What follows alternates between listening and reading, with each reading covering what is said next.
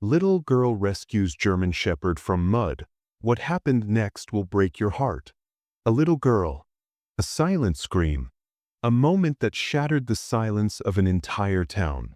What she did next left doctors stunned and strangers in tears. This is more than a rescue. It's a lesson in bravery, love, and what it truly means to be human. Like, share, and tell us where you're watching from, because this story will stay with you long after it ends. The afternoon sky hung low and heavy, the clouds pressed together in a dull gray ceiling. A gentle drizzle painted the air in soft, silver threads, dampening the scent of earth and grass. It was early spring, the kind of day where the ground still held the memory of winter, and the wind carried just enough chill to make you wish for a warm fire. At the far edge of her grandmother's property, 5-year-old Ava crouched near the shallow stream, her tiny hands busy arranging small stones into the shape of a winding path. She wore her bright yellow raincoat, the hood pushed back so the drizzle could touch her cheeks, and her green rain boots squelched each time she shifted her weight. The soft gurgle of the stream was the only sound at first, mixing with the occasional bird call from the budding trees overhead. Then, from somewhere farther along the bank, came a noise that didn't belong. A sharp splash, followed by another, and then a strange, broken sound. Ava froze, her hands still hovering over the stones. She tilted her head, listening. The stream often made its own noises, especially after rain, but this was different. It was faint at first, muffled by the steady patter of drizzle, yet unmistakable, a whimper. A sound not from the water, but from something alive. She stood slowly, eyes scanning the winding line of the stream as it disappeared behind a bend lined with reeds. The whimper came again, and this time it was louder, threaded with panic. Ava's heart began to beat faster, a mix of curiosity and something she didn't yet have a name for, a pull to go toward the sound, even though part of her wanted to run back to the house. Her boots squelched as she stepped into the softer, darker earth near the water's edge. The drizzle had turned the soil to mud, and every movement left a deep print behind her. She followed the bank until she rounded the bend, and that's when she saw it.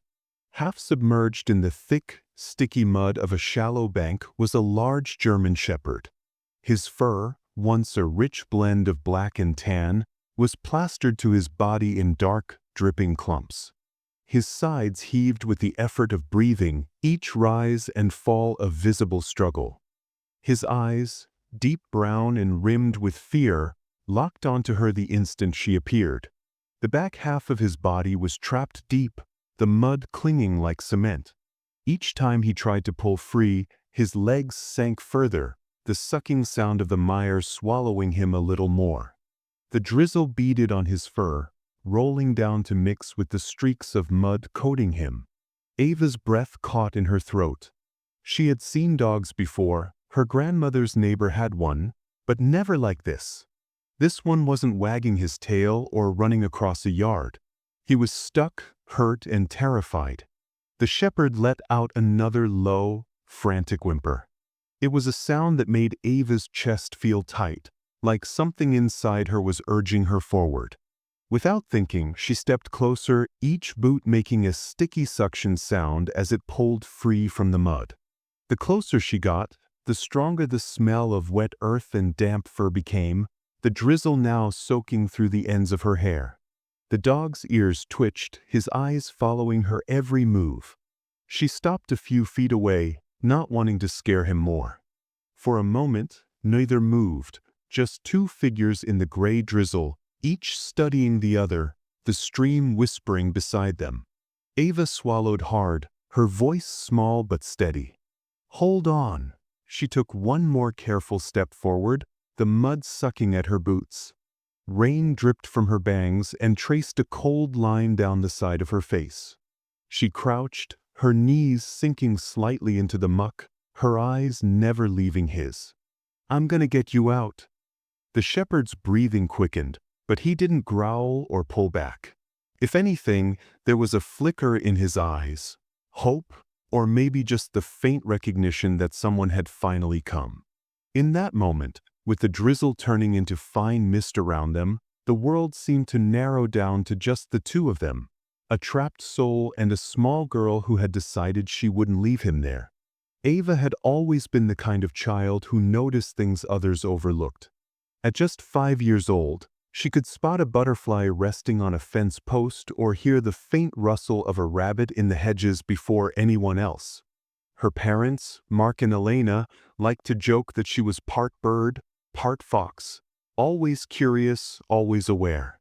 Living with her grandmother on the weekends only seemed to deepen that side of her.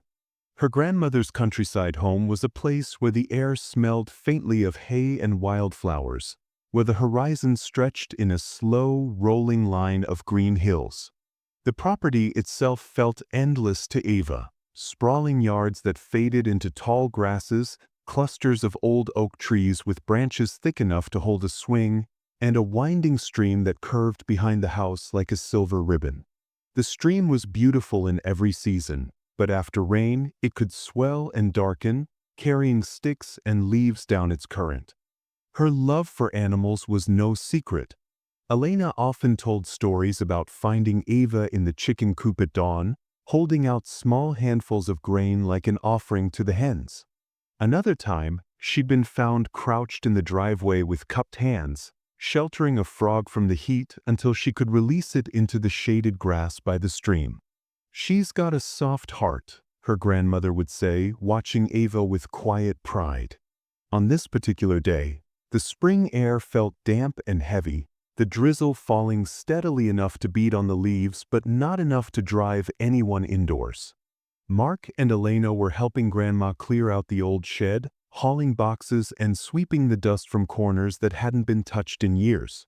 Ava had been told she could play outside, so long as she stayed within sight and away from the deeper banks of the stream. She had nodded solemnly, promising she wouldn't wander too far. But when she heard the sound, those frantic, muffled whimpers, her promise began to blur. She had followed them until she saw him. The German shepherd was a sight that struck her in the chest. His fur, meant to be thick and proud, was matted and slick with mud, the color dulled to a lifeless gray-brown. Clumps of wet earth clung to him in heavy patches, weighing him down. His sides moved in shallow, uneven breaths, each one carrying a faint shiver. Ava could see the way his front legs trembled under the strain of trying to keep himself upright in the thick, sucking mud. His back legs were buried deeper, almost swallowed whole by the muck.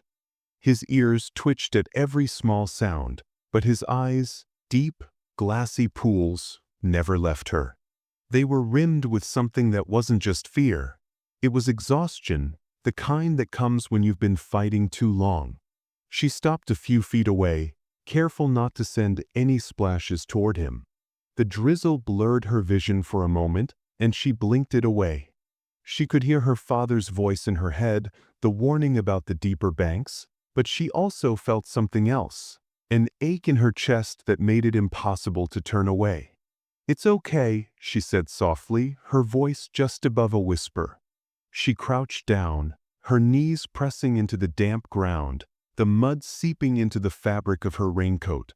"I'm not gonna hurt you." The shepherd's ears twitched again, his head lowering slightly. He didn't growl, didn't bare his teeth, he only watched her, his body still trembling. Ava tilted her head, the way she sometimes did when she was trying to figure out what the family cat was thinking. She remembered how her grandmother had told her once, "Animals can feel what's in your heart before they hear your words." So she stayed low, small, and still, letting the dog see her without feeling trapped. The rain tapped gently against her hood, the stream whispered beside them, and for a moment, the rest of the world felt very far away. Ava knew she couldn't just stand there. Every second she waited, the shepherd seemed to sink a little more, the mud tugging at him like it wanted to pull him under. She glanced back toward the house, then at him again. His chest rose and fell in quick, shallow breaths, but he didn't look away from her. "I'll be right back," she said, her voice barely carrying over the patter of the drizzle. She took a cautious step back, then another, before turning and jogging toward the shed. Her rain boots splashed through shallow puddles, leaving a crooked trail of muddy water behind her. The old wooden shed stood just past the vegetable garden, its faded red paint peeling in long curls. She pushed the door open, and it creaked on its hinges, releasing a faint smell of damp wood and earth. Inside, shadows stretched across shelves stacked with pots, seed packets, and tools. Her eyes scanned the clutter until they landed on a small, rust-speckled garden rake leaning against a barrel. She grabbed it, then spotted her plastic bucket, green with a faded picture of a smiling cartoon frog. It wasn't much, but she figured she could use it to scoop away the wet mud. Clutching both, she hurried back toward the stream, her boots thudding against the soft ground. Her heart pounded harder with each step, part from the run, part from the fear that the shepherd might be gone when she got there. But he was still there. His ears flicked as she approached, his eyes following the bright green bucket in her hand. She slowed her pace, speaking softly. "It's just me. I told you I'd come back." The mud seemed thicker now, the drizzle having mixed with the soft earth to form a dark, sticky soup. Ava crouched down near his back legs, planting her boots firmly to keep from slipping. She extended the rake, using its small tines to scrape away the heavy clumps of mud holding him. The mud sucked back stubbornly, making a faint slurping sound each time she pulled some free. The shepherd let out a low whine, his ears twitching, but he didn't pull away. His trust was cautious, but it was there, enough to let her keep working. She scooped away the loosened mud with the bucket, setting it aside when it got too heavy for her small arms, then going back to the rake. Her raincoat was streaked with brown, her knees damp from kneeling in the muck. Back at the house, her grandmother had just finished stacking a box of gardening gloves when she glanced toward the stream. The patch of yellow raincoat she'd spotted earlier was gone. "Ava," she called out, stepping onto the porch. There was no answer, only the faint sound of rain against the leaves.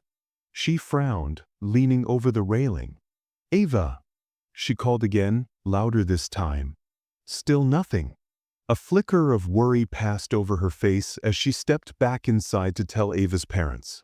Down at the stream, Ava ignored the way her clothes clung to her, heavy with mud and rain. She scraped at the bank again, freeing a little more of the shepherd's back leg. "Almost there," she murmured, though she wasn't sure if she was reassuring him or herself. The shepherd shifted slightly, trying to pull one leg free, but the movement sent him sinking deeper into the opposite side. He let out a pained groan and stopped struggling, his head dropping lower toward the mud. "No, no, don't give up," Ava said quickly, her voice trembling with urgency. She set down the rake and used her small hands, digging at the edge where the mud met his fur. Her fingers were swallowed up to the knuckles, the cold seeping into her skin, but she kept going, scooping handfuls away. Her breathing came fast now, matching the rapid beat of her heart. Bits of mud splashed onto her cheeks, streaking across her skin like war paint. She could feel her arms aching from the effort, but stopping wasn't an option. Somewhere in the distance, faint but growing closer, she thought she heard her name. She glanced toward the sound but didn't answer. She couldn't leave him. The shepherd's glassy eyes blinked slowly, his tail giving the smallest of twitches as if to say he knew she was trying. And so she stayed, bent over in the drizzle, her boots half buried in the soft bank, determined to free the stranger who now felt like a friend.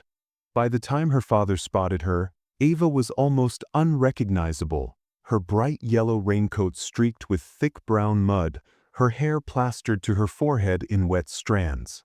From the porch, he'd seen only a glimpse of her hunched figure by the stream, and his heart had seized. Dropping the box he'd been carrying, he broke into a run, boots pounding against the grass. "Ava," he called, his voice edged with panic. The sight that met him when he reached the bend made him stop short for just a heartbeat. His little girl, knee-deep in mud, crouched beside a massive German shepherd who looked like he'd been pulled from the pages of some survival story. "What in the—" He cut himself off, wading closer. One look told him what he needed to know. The mud around the dog's legs was no ordinary muck. It had hardened in places, gripped him like wet cement. Every attempt to pull free only made the suction stronger. "Ava, step back," he ordered, his voice firm. He was already calculating in his head the distance to the house, the tools they had, the weight of the dog. But Ava shook her head, her voice stubborn and small at the same time. "I can't. He's scared." Her father's jaw tightened. "I know, but you need to let me work. You can still stay close." He sprinted back toward the shed, returning moments later with 2 shovels balanced over one shoulder and a couple of old wooden planks under his arm. The planks were weathered and splintered, but they'd do the job of keeping them from sinking in too deep. He set them down carefully, creating a rough bridge from the firmer ground to the edge of the shepherd's prison. Ava, stand on this. Keep your feet steady." She obeyed, stepping onto the plank but leaning forward so her hand could still rest on the shepherd's shoulder. Her father knelt beside the dog, testing the firmness of the mud with the tip of his shovel. "We'll start with the back legs," he muttered, more to himself than to her. "If we free those, the rest will come easier." The digging was slow, deliberate work. He loosened the mud in small sections, careful not to startle the dog. Ava knelt beside him, using her small hands to scoop away the chunks he dislodged, her fingers numb from the cold.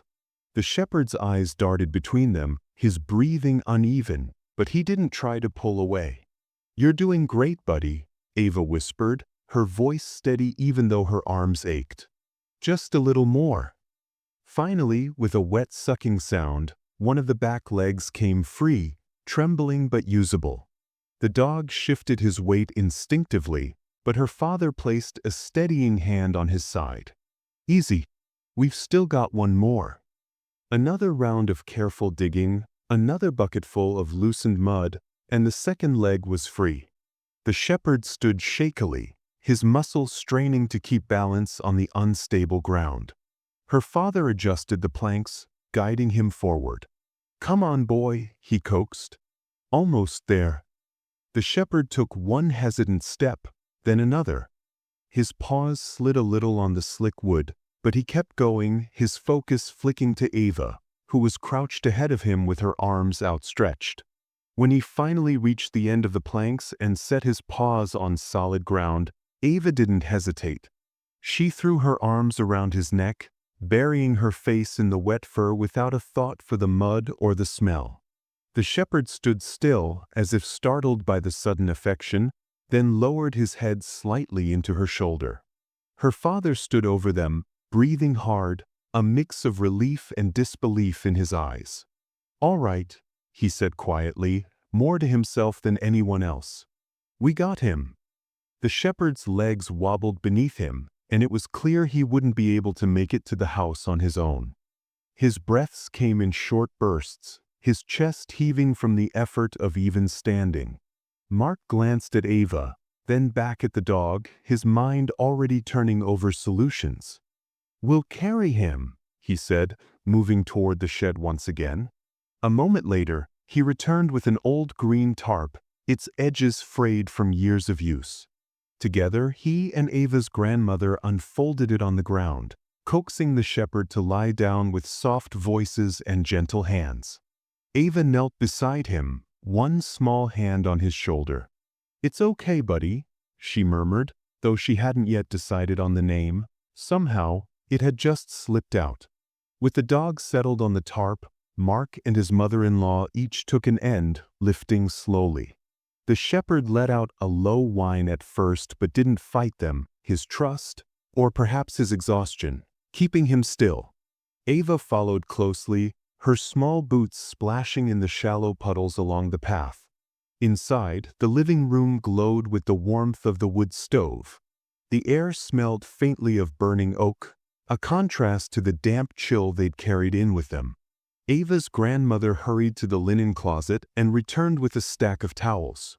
She laid them near the stove, the heat radiating over the fabric until they were warm to the touch. They lowered the shepherd, Buddy, Ava had already decided, onto the layered towels, his body sinking into their softness. His fur was still soaked and caked with mud, but at least he was out of the cold. Ava immediately dropped to her knees beside him, her small fingers curling gently around one of his paws.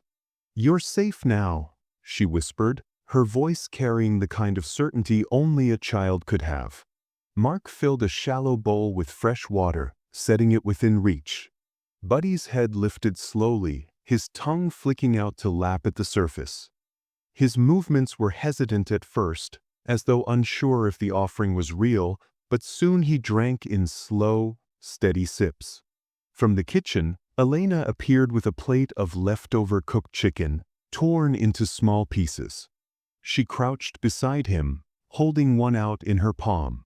Buddy sniffed at it, his wet nose brushing against her skin before he took it delicately between his teeth. The piece disappeared quickly, and another followed, until his hunger began to win over his caution. As Ava reached to stroke the damp fur at his neck, her fingers brushed against something rough. She looked closer, parting the mud-clumped hair to reveal a frayed rope collar, its fibers stiff and dirty.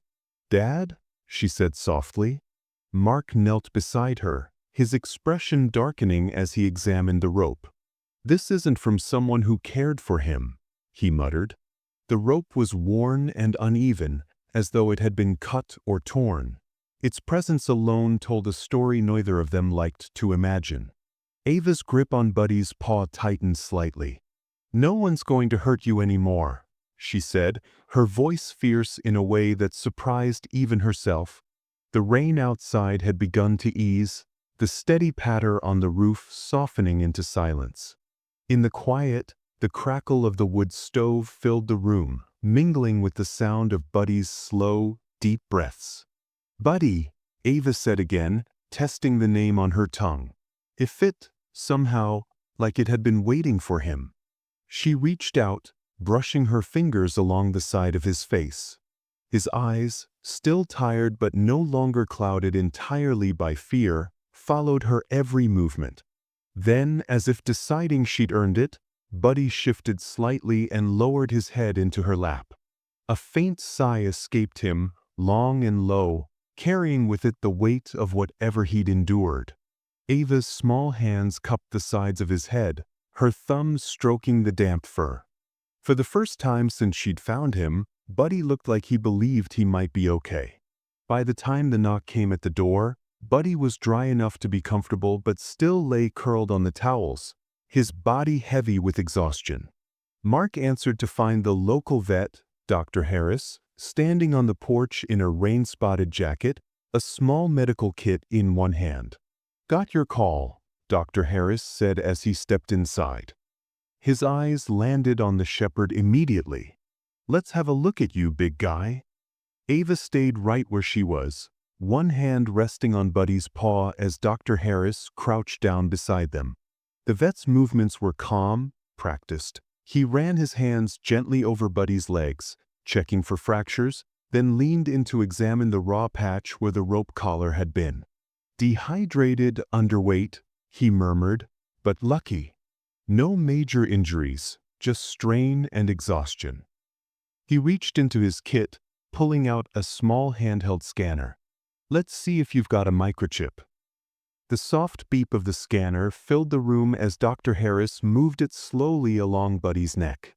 Another beep, this one sharper, signaled a match. "Well, look at that," he said, glancing at the tiny screen. "You're not Buddy after all. Your real name's Hunter." "Hunter," Ava repeated, tilting her head. The name felt strange in her mouth, but it carried a weight, as though it belonged to the dog lying beside her more than the one she had chosen. Dr. Harris smiled faintly at her. "Hunter's been missing for over a month. His owner lives in the next town. According to the record, he disappeared right after that big rainstorm we had. Mark leaned against the arm of the couch, remembering the news footage of swollen rivers and flooded streets. You think he got caught in the flooding? Could be, Dr. Harris replied. More likely, he chased something, maybe a deer, and got stuck in a mud pit out in the lowlands. With all the rain, it would have been impossible to climb out. If no one passed by, he trailed off, the rest of the thought left unspoken. Ava's small hand tightened around Hunter's paw. She didn't want to imagine what "no one passed by" meant. Dr. Harris made a quick phone call, and less than an hour later, a silver pickup truck pulled into the driveway. A man in his late 40s climbed out, his steps uneven as he hurried toward the door. The moment his eyes landed on the shepherd, they filled with tears. "Hunter!" His voice cracked, the single word carrying a month's worth of fear and hope. He dropped to his knees beside the dog, his hands trembling as they found their way into Hunter's fur. The shepherd's ears twitched, then he pressed his head against the man's chest, his tail giving a slow, weak wag. "You're home, boy," the man whispered, his voice breaking again. "I thought I'd lost you for good." Mark explained how Ava had found Hunter, how she'd stayed with him in the rain until they could dig him out. The man turned to her, his face lined with gratitude. "I don't even know how to thank you," he said. "You saved my best friend." Ava looked from him to Hunter, then back. "I didn't want him to be alone." The man's eyes softened. "Hunter's more than just my dog," he said. "He's a therapy dog. He's worked with kids in hospitals, helping them feel less scared, less lonely. He's got a gift for knowing who needs him most." Ava's mouth curved into a small smile. She shifted closer to Hunter, wrapping her arms around his neck. Her voice was quiet but sure. "You helped kids before, now it was my turn to help you." Hunter gave a slow, rumbling sigh, leaning into her embrace as though he understood every word. Spring came quickly that year. The chill of late winter faded into soft breezes, the grass grew thick and green, and wildflowers began to sprinkle the edges of the stream where Ava had first found him.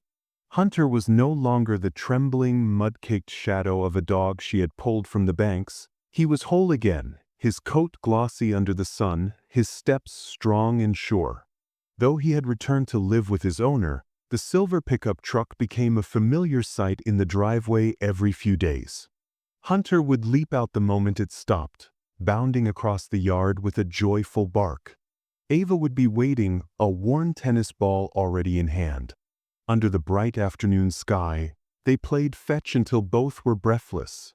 Ava with her cheeks flushed pink, Hunter with his tongue lolling happily. Each time he returned the ball, he'd linger just long enough for her to scratch behind his ears before racing off again. The bond between them was no longer just born from that day by the stream. It had deepened, grown roots like the old oak trees at the edge of the property. From the porch, Ava's parents would watch, sometimes exchanging quiet glances. "She just knew," her mother would say. She saw him, and she couldn't walk away.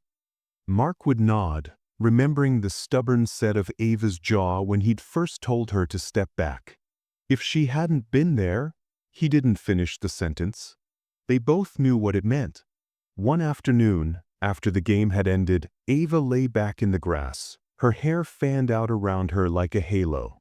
Hunter settled beside her, his body pressed warmly against her side. Together, they stared up at the drifting clouds, one shaped like a ship, another like a giant bird. Ava pointed and giggled, whispering her guesses to him as though he could see them too. The air was filled with the sounds of spring, the hum of bees, the chatter of birds, the distant rush of water over the stones in the stream. For Ava, there was no better place to be. For Hunter, there was no safer place than right there beside her. The camera of the mind would pull back, taking in the image of a little girl and a once-lost dog lying together in the sun, both of them having found something they needed that day by the stream: trust, friendship, and the kind of quiet understanding that didn't need words. And if this story had a message, it would be this. Sometimes the smallest voices, the smallest hands, can make the biggest difference. Always keep your eyes open for those who can't speak for themselves, because you never know when you might be their only chance. Life has a way of surprising you. Sometimes, connections form in ways we don't understand. If this story resonated with you, share your thoughts below. Don't forget to like, share, and subscribe for more incredible journeys. Until next time, stay curious and keep believing.